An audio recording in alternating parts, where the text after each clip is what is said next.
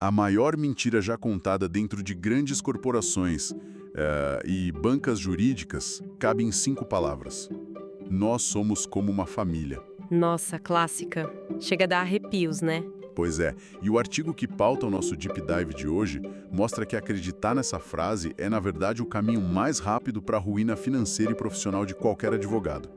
Bem-vindos a mais uma imersão. Olá! A nossa análise agora foca no texto O que você não pode abrir de jeito nenhum, que foi assinado por André Medeiros, lá da Advoco Brasil. E olha, a tese central dele quebra totalmente uma expectativa que a gente construiu por décadas. Aquela ideia romântica da transparência total, certo? Exato. A ideia de que compartilhar informações sem filtro no escritório é um sinal de confiança mútua. Mas, segundo Medeiros, essa exposição irrestrita não tem nada de virtude. É uma imprudência letal. O mercado pune e pune severamente quem confunde o ambiente de trabalho com o confessionário. E é interessante porque essa romantização das relações de trabalho é uma das armadilhas mais antigas da nossa profissão. A nossa proposta aqui hoje é justamente tratar as bancas, as carreiras e as negociações de honorários como negócios de adultos. Sem ilusões. Sim, sem ilusões. A intenção do André Medeiros não é criar um clima de paranoia, sabe? Ele não está dizendo que o colega da baia ao lado é um vilão.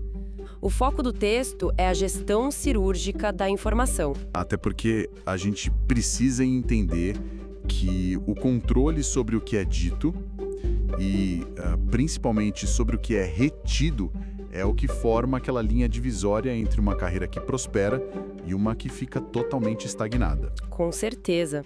Quem domina essa simetria de informações acaba dominando a própria trajetória. E a tensão no ar já estabelece o cenário antes mesmo da gente entrar no que deve ou não ser ocultado. O artigo mapeia uma espécie de guerra fria que rola todo dia nas salas de reunião. Uma guerra de gerações, na verdade. Total. De um lado você tem aqueles sócios mais experientes, olhando para os associados mais novos e enxergando uma geração puramente imediatista. Na visão dessa liderança, os jovens chegam exigindo bônus agressivos no primeiro ano. Sem querer pagar o pedágio, né? Isso. Sem entregar aquele suor histórico. Aquelas horas infinitas que a advocacia tradicional sempre cobrou como rito de passagem. Eu fico impressionado com essa visão. Mas o balcão de reclamações é via de mão dupla. Porque do outro lado da mesa, os associados olham para cima e descrevem líderes que não inspiram. Líderes que não transferem conhecimento nenhum. É só cobrança, né? Exatamente. O cenário que o artigo relata é de uma gestão que exige dedicação exclusiva, usando justamente aquele discurso emocional de vestir a camisa, de somos uma família. E operando como uma pressão igual a de um regime CLT dos mais rigorosos. E aí vem o choque de realidade. No momento em que um grande contrato é fechado, ou que uma sucumbência milionária cai na conta da banca, essa mesma liderança adota um individualismo feroz na hora de distribuir o resultado. O associado percebe ali que a família só é lembrada na hora de dividir o prejuízo ou os processos engavetados. E aí fica aquela dúvida, né? Será que a gente está lidando com um choque de gerações imaturo, como os mais velhos gostam de bradar? Ou será que é outra coisa? É isso que eu me pergunto. Será que a advocacia tradicional não sofre de uma preguiça crônica de simplesmente escrever as regras do jogo? Porque exigir lealdade incondicional, oferecendo em troca todo o risco de um profissional autônomo, não parece um conflito geracional. Parece um modelo de negócios, né? Exato. Parece um modelo desenhado para ser extremamente conveniente só para quem está no topo da pirâmide. E eu sou bem pragmática quanto a isso. Essa ausência de regras claras é sem dúvida nenhuma um mecanismo de proteção do capital. Essa tensão não rola só por incompatibilidade de idade. O terreno é nebuloso por design. Eles querem que seja nebuloso. Claro. Porque quando as métricas de sucesso não estão documentadas no papel e quando o critério para virar sócio é algo totalmente subjetivo, o que assume o controle da operação? A política de corredor. Exato, a manipulação de informação. E o texto da Advoco Brasil acerta em cheio quando diagnostica que quem entende essa dinâmica e passa a gerenciar os próprios dados com frieza comercial ganha uma alavancagem absurda. E não importa se a pessoa acabou de pegar a carteira da OAB ou se já é um sênior, né? Não importa. É sobre saber jogar o jogo. Então, entrando nas regras táticas que o André Medeiros lista, O texto joga a luz sobre o lado teoricamente mais vulnerável dessa equação toda, que é o advogado associado. A premissa aqui é que a falta de filtro destrói o poder de barganha de quem está prestando serviço. E a primeira restrição que ele traz chega a soar meio contraintuitiva hoje em dia. Numa época de tanta exposição em rede social. É a regra de ouro. Jamais revelar a sua situação financeira pessoal. Isso é fortíssimo. Vamos imaginar um cenário super comum. Um advogado pleno está lá no café, relaxado, e comenta casualmente com a coordenação que acabou de financiar um apartamento. Nossa! Comenta que pegou uma taxa de juros super alta e que a parcela do financiamento está comendo metade da renda dele todo mês. Eu te pergunto, qual é a leitura imediata que a gestão faz dessa inocência? A leitura é puramente matemática. Não tem empatia aí. O gestor acaba de descobrir que esse profissional não tem margem de manobra nenhuma. Esse associado não pode pedir demissão na semana que vem. Ele está preso. Está preso. Logo, na próxima rodada de revisão de honorários ou na distribuição de um bônus, o escritório sabe que não precisa oferecer o teto do orçamento para segurar essa pessoa. Uma oferta medíocre vai ser aceita por pura necessidade de sobrevivência. Ou seja, o cara entregou o próprio poder de barganha enquanto tomava um expresso. Junto com pão de queijo, é exatamente isso. Mas o inverso também gera um dano parecido, certo? O artigo menciona que demonstrar um conforto financeiro excessivo também corta as asas de qualquer promoção. Ah, sem dúvida. Imagina que esse mesmo associado chega no escritório com um carro de luxo, que claramente custa muito mais do que a remuneração dele na banca permitiria. Ou deixa escapar que tem rendimentos altos de outras fontes, investimentos familiares. A percepção da liderança muda na mesma hora. O pensamento instintivo é, bom, esse profissional não precisa desse aumento para pagar os boletos. Verdade. Porque a gestão de uma empresa aloca recursos onde existe um risco real de perder um talento, né? Ou onde precisa pagar um incêndio urgente. E se a situação bancária do indivíduo parece blindada contra a inflação, o escritório simplesmente vai direcionar aquele bônus para outra pessoa da equipe. Alguém que demonstre mais dependência financeira daquele CNPJ. Então a regra é que a vida financeira pessoal precisa ser um buraco negro de informações. Nem escassez, nem abundância. O radar do escritório não pode detectar nada. Outro ponto que o artigo proíbe expressamente, e isso a gente vê muito acontecer, é a antecipação de planos futuros. Principalmente o clássico sonho de abrir a própria banca jurídica. O timing dessa revelação é o erro mais comum no mercado. Sim. O advogado ingênuo acha que está demonstrando ambição, um espírito empreendedor para o chefe. Ele pensa, vou mostrar que sou visionário. Mas a reação do outro lado é de contenção de danos na mesma hora. É o equivalente a você mostrar as suas cartas num jogo de pôquer onde a outra parte continua com a mão escondida. As bancas protegem as carteiras de clientes de forma muito agressiva. Com unhas e dentes. No segundo em que um associado verbaliza esse plano de um voo solo, o instinto de preservação do gestor apita. A resposta gerencial é silenciosa, mas letal. Eles colocam o profissional numa quarentena, né? Isso. Ele é sutilmente afastado das reuniões com aqueles clientes mais rentáveis, perde totalmente o acesso às negociações de novos contratos e começa a ser empurrado para trabalhos internos de back-office. Eles cortam o oxigênio comercial do cara antes que a concorrência tenha tempo de respirar e, eventualmente, levar a carteira do escritório embora. A ingenuidade custa muito caro. Muito caro. Mas a restrição que levanta o debate mais espinhoso na lista do Medeiros é a ocultação de limites emocionais e de medos. A justificativa do texto é que expor reações previsíveis transforma o indivíduo em alguém muito fácil de gerenciar. É uma constatação dura. Dura e até perturbadora.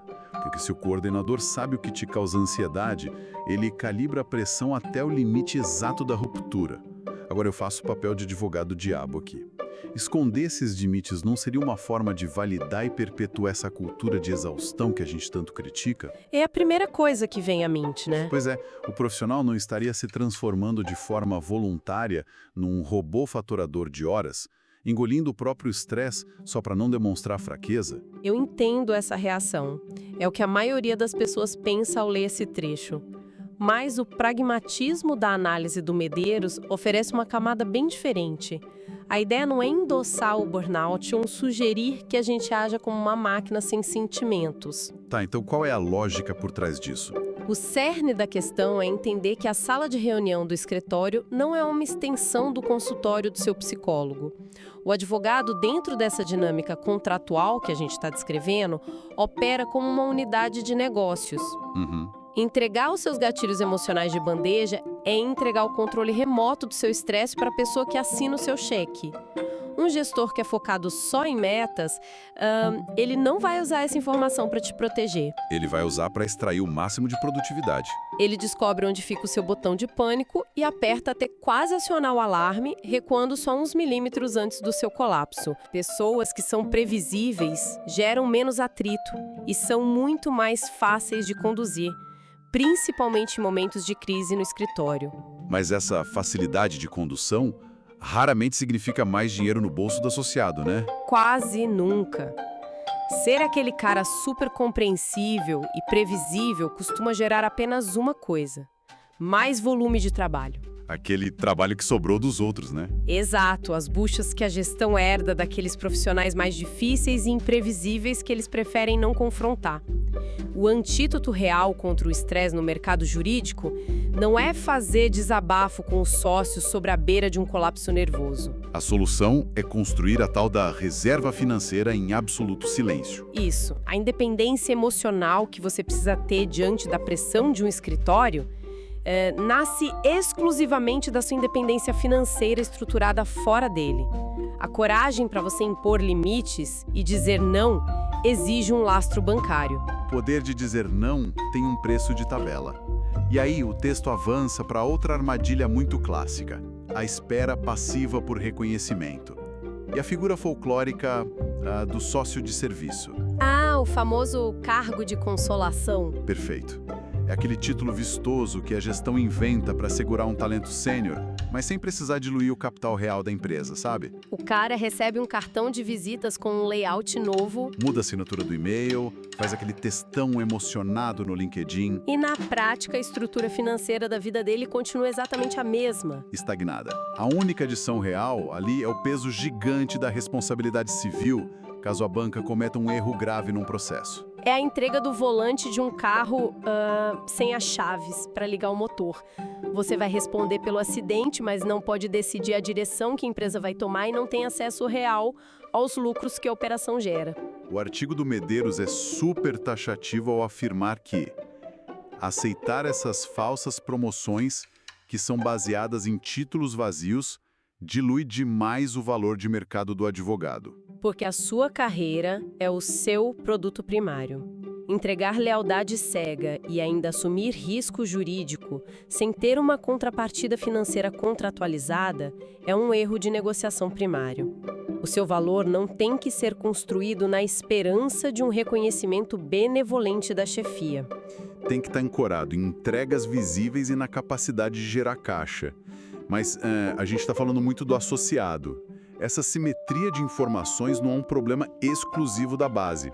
A análise inverte o espelho de um jeito muito inteligente e coloca o foco em quem senta lá na cabeceira da mesa. Sim, porque a gestão erra.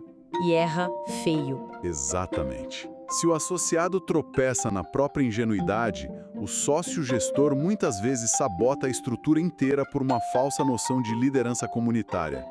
Liderar não é fazer terapia de grupo com a equipe. Jamais. O autor lista informações que a liderança precisa reter a todo custo, começando por problemas com instabilidade de caixa e pela perda de contratos âncora. Porque o instinto de sobrevivência corporativo, ele é implacável. Imagina a cena, o sócio patrimonial entra na sala dos associados, super tenso, e faz aquele desabafo. Diz que o fluxo de caixa está no vermelho ou que o maior cliente da banca está ameaçando rescindir. O efeito disso é devastador. Ele acha que vai gerar solidariedade, que a equipe vai dar as mãos e trabalhar dobrado. Mas o que ele consegue é acionar a sirene de pânico geral. E quem são os primeiros a agir?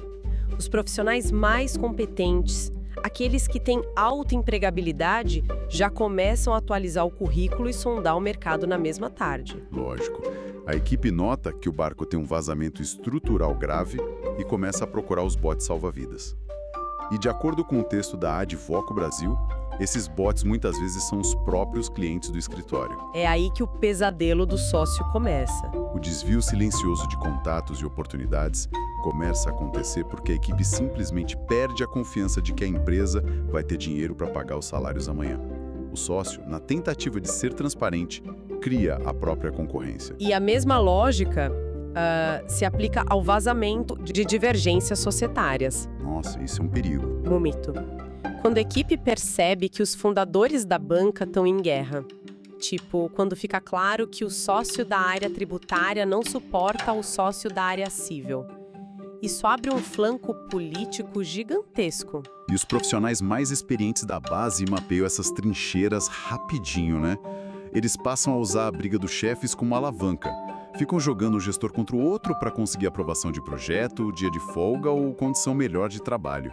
É a máxima de dividir para conquistar, só que operando de baixo para cima. É a base manipulando o topo. Agora, tem um ponto que me parece mais desafiador de aceitar nessa lista do Medeiros. O texto fala do perigo de apresentar a margem bruta de um grande contrato para a equipe sem dar o contexto completo do custo operacional. Isso gera muito atrito. Pois é. Mostrar aqueles honorários milionários faz a equipe presumir que os donos estão tipo nadando em dinheiro, o que gera um sentimento imediato de injustiça no repasse. Mas a minha provocação aqui é: ocultar a estrutura de lucro não é a desculpa perfeita para quem simplesmente se recusa a dividir os ganhos? Tratar custo como segredo de Estado não subestima a inteligência de uma equipe super qualificada? Olha, o limite entre ocultar dados por má fé e poupar a operação de ruído inútil é bem fino, mas ele existe. O artigo não proíbe a transparência financeira. O erro que ele aponta é jogar números crus na mesa de reunião sem traduzir isso numa estratégia. Dar informação pela metade. Porque uma equipe técnica raramente compreende o impacto devastador que a inadimplência tem no fluxo, ou o peso de uma folha de pagamento paralela, das dezenas de licenças de software, a cascata de impostos, o risco empresarial absoluto, aquele risco que dá insônia por causa do fantasma da falência, pertence só ao sócio. É o ônus da cadeira dele. Exato. É por absorver esse risco de cauda que ele colhe os dividendos maiores quando dá certo.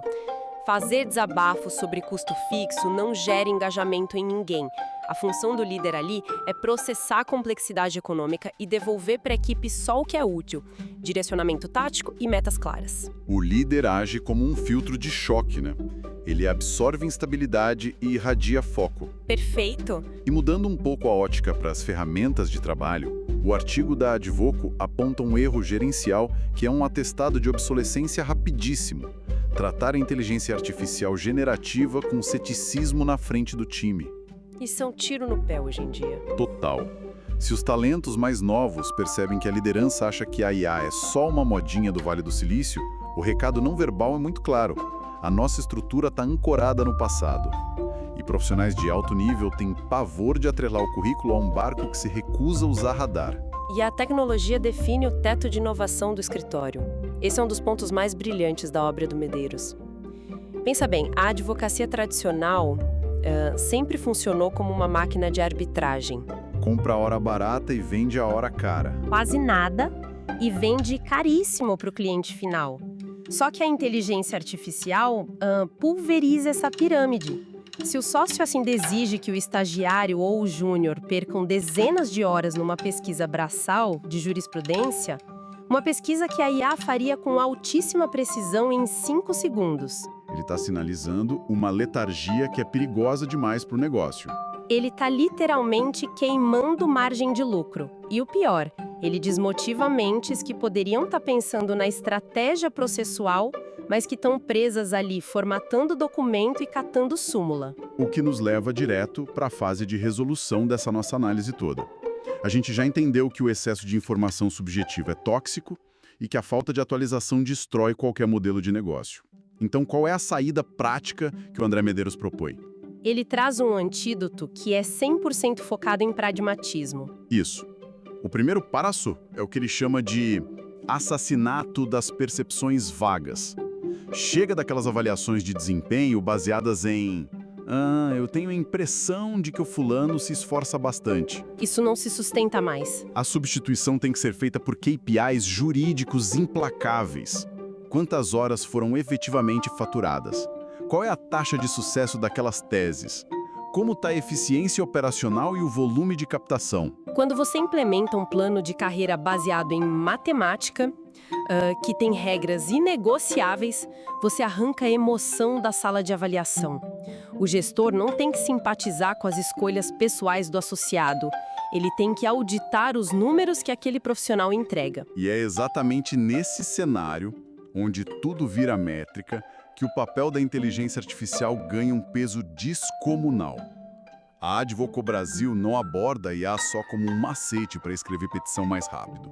Ela enxerga a tecnologia como um mecanismo real de alteração na relação de poder dentro da banca. É uma alavanca de negociação pesadíssima. Muda a gravidade da sala, né? Aquela velha disputa patronal de que, o júnior exige muito treinamento, custa muito caro e produz pouco no começo. Isso simplesmente desmorona. Cai por terra na hora. Porque se o advogado domina o uso das ferramentas generativas para construir teses, para automatizar a triagem de milhares de documentos e consegue entregar sozinho um volume de trabalho que há 3 anos exigiria uma equipe de 5 pessoas, o valor econômico daquela única hora de trabalho dele sofre uma mutação brutal. Ele passa a ser dono dos meios de produção numa escala individual. Exatamente. O eixo do que é avaliado sofre uma ruptura. A discussão sai do campo da recompensa pelo sacrifício, do suor derramado, e entra de vez na esfera da inteligência aplicada, da eficiência escalável. E o escritório que entende esse movimento logo sai na frente. Ele deixa de depender daqueles heróis empíricos, sabe? Aqueles advogados que centralizam todo o conhecimento do processo na própria cabeça, só para se tornar indispensáveis para a firma. Os monopolistas de informação. Isso. A operação moderna passa a rodar baseada em sistemas que são integrados. O reconhecimento financeiro deixa de premiar quem é o último a ir embora do escritório às 11 da noite e passa a premiar quem resolve a dor do cliente com a melhor tese e o menor custo. É a rentabilidade que importa, não o teatro do esgotamento. O teatro do esgotamento. Perfeito. E isso amarra todas as pontas no insight central que a gente tirou dessa análise.